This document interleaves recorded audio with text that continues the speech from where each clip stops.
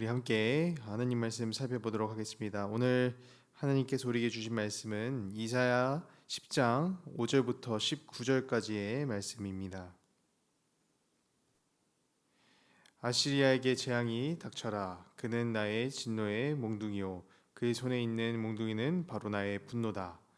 내가 그를 경건하지 않은 민족에게 보내며 그에게 명하여 나를 분노하게 한 백성을 치게 하며 그들을 당신은 대로 노력하고 약탈하게 하며 거리에 진흙같이 짓밟도록 하였다. 아시리아의 왕은 그렇게 할 뜻이 없었고 마음에 그럴 생각도 품지 않았다. 오직 그의 마음 속에는 어떻게 하면 많은 민족들을 파괴하고 어떻게 하면 그들을 멸망하게 할까 하는 생각뿐이었다. 그는 이런 말도 하였다.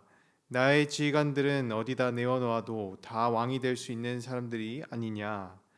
갈로는 갈그미스처럼 망하지 않았느냐. 하맛도 아르바처럼 망하지 않느냐. 사마리아도 다마스쿠스처럼 망하지 않았느냐. 내가 이미 우상을 섬기는 나라들을 장악하였다. 예루살렘과 사마리아가 가진 우상보다 더 많은 우상을 섬기는 왕국들을 장악하였다. 내가 사마리아와 그 조각한 우상들을 손에 넣었거늘 예루살렘과 그 우상들을 그렇게 하지 못하겠느냐.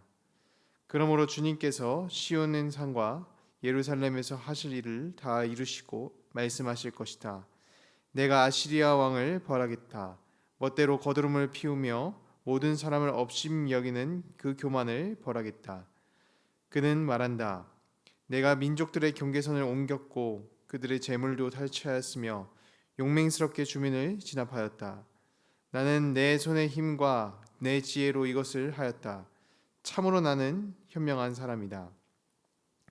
내 손이 민족들의 재물을 새의 보금자리를 움키듯 움켰고 온 땅을 버려진 알들을 모두 찾아야했으나 날개를 치거나 입을 벌리거나 소리를 내는 자가 되어 없었다.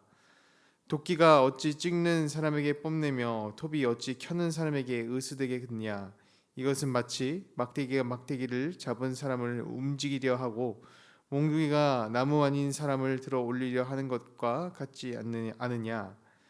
그러므로 만군의 주 하나님께서 질병을 보내어 살찐 자들을 파리하게 하실 것이다. 생사람의 가슴에 불을 질러 화병에 걸려 죽게 하실 것이다. 그의 재물은 화염 속에 태워 버리실 것이다. 이스라엘의 빛은 불이 되며 이스라엘의 거룩하신 분은 불꽃이 되셔서 가시나무와 찔레나무를 하루에 태워서 사르실 것이다. 그 울창한 숲과 기름진 옥토를 모두 태워서 폐허로 만드실 것이다. 마치 병자가 기력을 잃는 것과 같게 하실 것이다. 숲속에는 겨우 몇 그루의 나무만 남아서 어린 아이도 그 수를 기록할 수 있을 것이다. 아멘. 오늘 말씀 가운데서는 만물을 다스리시는 하나님의 섭리가 나타납니다. 어떠한 도구도 사용자에게 사용을 받아야 그 의미가 있습니다. 우리는 밥을 먹으면서 수저와 젓가락을 사용할 때에 씻기는 그 목적을 갖게 됩니다.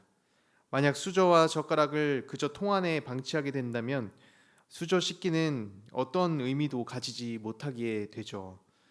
오늘 우리가 출근을 하며 또 학교를 가며 차를 타고 갈지 또 버스를 타고 갈지 지하철을 탈지 여러 선택지를 두고 선택을 하게 됩니다. 버스를 타고 갈 때 우리가 선택해서 그 의미가 있는 것이지 버스가 스스로 말하기를 내가 잘나서 선택을 받게 되었다라고 말할 수는 없습니다. 오늘 말씀에 등장하는 아시리아는 이런 교만의 모습을 보여주었습니다. 하나님께서는 이스라엘 가운데에 가득 찬 죄악을 없애기 위해서 이 아시리아를 선택하셨습니다. 우리가 집안에 쌓인 먼지를 가만히 두지 않고 청소기를 사용하여 청소를 하듯이 하나님께서는 더러운 악을 치우기 위해서 아시리아를 택하여 사용하셨던 것이죠. 5절 말씀은 아시리아를 어떻게 표현합니까? 이스라엘을 벌하기 위한 몽둥이로 부르고 있습니다.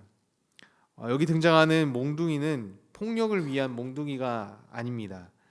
원어로 그 의미를 살펴보자면 목자가 다른 방향으로 벗어나는 양들을 이렇게 가볍게 쳐서 바른 길로 가게끔 하는 지팡이가 바로 이 몽둥이입니다. 하나님께서는 포악해 별 쓸모없어 보이는 아시리아도 사랑하는 백성을 올바른 길로 이끄는 지팡이로서 사용하고 계신 것이죠. 그러나 아시리아는 자신들의 힘이 이처럼 강하기 때문에 다른 나라를 정복할 수 있었고, 이스라엘 역시도 정복하기 너무나 쉬운 대상으로 오해를 합니다. 이들이 가진 가장 큰 교만은 무엇입니까? 나의 힘이 이 세상에서 가장 강하다라고 생각했던 것입니다. 10절 말씀을 보면 하나님을 다른 이방의 우상과 동급으로 여기면서 모두 허약한 우상이라고 착각을 하고 조롱을 하고 있는 것이죠. 하나님께서는 악한 백성이었지만 이들을 들어 사용했을 때에 이들이 비로소 힘을 얻게 된 것이지, 이들이 처음부터 어떤 잘나고 힘이 있었기 때문에 하나님이 선택해서 사용하셨던 것은 아니었습니다. 마치 우리가 오늘 어디를 갈 때에 버스를 선택하는 것처럼 아시리아를 선택하고 또 사용하셨던 것이죠. 교만의 마음은 나에게 주신 것들을 처음부터 나에게 있던 것으로 여기며 하나님을 생각하지 않는 것입니다. 하나님의 은혜나 도움 없이 내가 가진 것으로 할만하다라고 생각을 하는 것입니다. 하나님을 모르는 사람들은 자신의 지혜나 재산이 내가 능력이 있기에 얻어낸 것으로 생각을 합니다. 그래서 그 능력을 이용해서 자신의 욕심을 채우기 위해서만 사용하는 것이죠. 주께서 우리에게 주신 것은 어떻습니까? 나를 사용하시기 위해 주신 것입니다. 우리가 하나님에 의해 사용받는 것에는 내 어떠한 잘남도 없습니다. 바라기는 나를 사용하시는 하나님을 바라보며 겸손의 마음을 가지시는 성도 여러분이 되시길 바랍니다. 말씀을 계속해서 살펴보면 하나님께서는 이러한 아시리아의 교만도 결국 벌하실 것이다 라고 이야기를 하십니다. 하나님께서는 이스라엘 가운데 가득 찬 악을 가만 보시지 않고 아시리아를 통해 없애려고 하셨던 것처럼 이번에는 아시리아에 가득 찬 교만을 두고 보시지 않고 벌하십니다. 아시리아는 스스로 나라의 경계선을 자신들이 결정지을 수 있다고 여겼습니다. 이 말은 세상을 움직이는 이치와 또 다스리는 권능이 자신의 손에 달려 있다라고 여긴 말이었습니다. 13절 말씀을 보면 다른 나라의 백성들을 진압하고 또 괴롭힌 것을 자랑스럽게 여기고 있고, 또 8절을 보면은 자신들만이 이 세상을 다스리는 통치자다라고 그렇게 선포를 하고 있죠. 그러나 이 땅을 다스리는 분은 하나님이십니다. 하나님께서는 사랑으로 열방을 다스려야 하는 이 통치가 억압과 폭력으로 바뀐 것을 가만히 보지 않으시며 이 세상이 마치 자신들의 것이다라고 하는 교만의 소리를 내는 이 아시리아의 소리를 가만히 듣지 않으십니다. 결국 이 아시리아의 행보가 어떻게 되었습니까? 하나님께서 북이스라엘을 아시리아를 통해 멸망하셨듯이 이 무너지지 않을 것 같았던 이 아시리아도 바벨론에 의해서 멸망을 당하게 됩니다. 하나님께서는 악과 특별히 교만한 마음을 가만히 보시지 않고 심판하십니다. 탐욕으로 채웠던 육체가 파리해지고 또 자신만만하였던 그 마음이 꺾여서 화병을 겪게 되었다라는 말씀은 교만한 마음에 대한 심판을 말하고 있는 것입니다. 하나님께서는 이처럼 들려 사용받는 삶 가운데에 교만함과 악을 허락하지 않으십니다. 사랑하는 성도 여러분, 오늘 이 말씀은 우리를 두 갈래 길 앞에 세웁니다. 아시리아처럼 받은 힘을 내 것이라 착각하며 스스로 높이는 길이 있고, 나를 사용하시는 주님만을 바라보며 낮아지는 길이 있습니다. 아시리아가 걸어간 교만의 끝은 파리해진 육체와 또 꺾인 마음, 곧 멸망하는 길이었습니다. 그러나 주님을 의지하는 자는 낮음은 도리어 존귀함으로 이어집니다. 이 아침에